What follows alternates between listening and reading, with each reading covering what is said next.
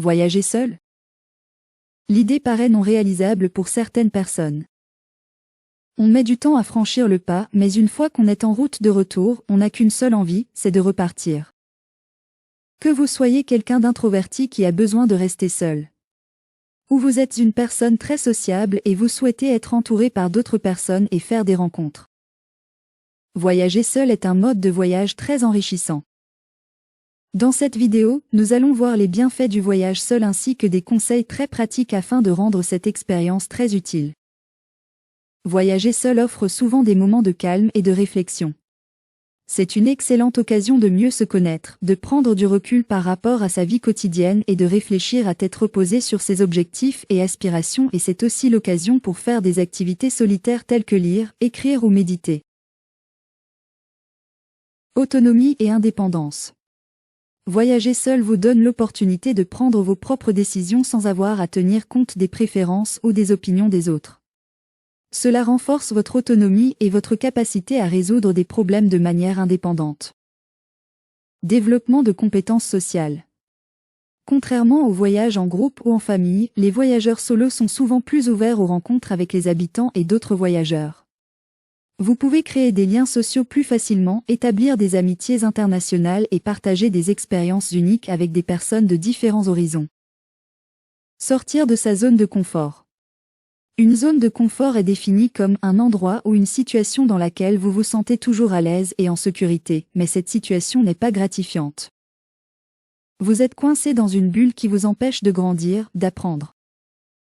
Pendant le voyage seul, on sort de cette fameuse zone de confort, en faisant face à des situations nouvelles, des imprévus et parfois situations inconfortables. Vous apprenez à mieux connaître vos limites, vos peurs et vos capacités d'adaptation et aussi apprendre à prendre les bonnes décisions.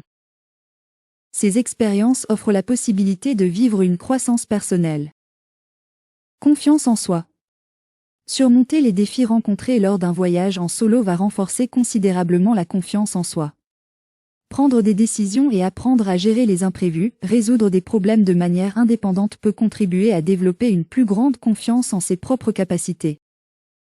Liberté totale. Vous avez le contrôle total de votre emploi du temps et de vos activités. Cela signifie que vous pouvez consacrer du temps à ce qui vous passionne le plus sans avoir à négocier ou à compromettre vos choix. Flexibilité budgétaire. En voyageant seul, vous avez le contrôle total sur vos dépenses pour ajuster votre budget selon vos propres besoins et priorités. Vous n'avez pas besoin de négocier ou de compromettre vos choix avec un compagnon de voyage, ce qui facilite la gestion de votre budget conformément à vos préférences. Voici quelques conseils pour un voyage en solo réussi.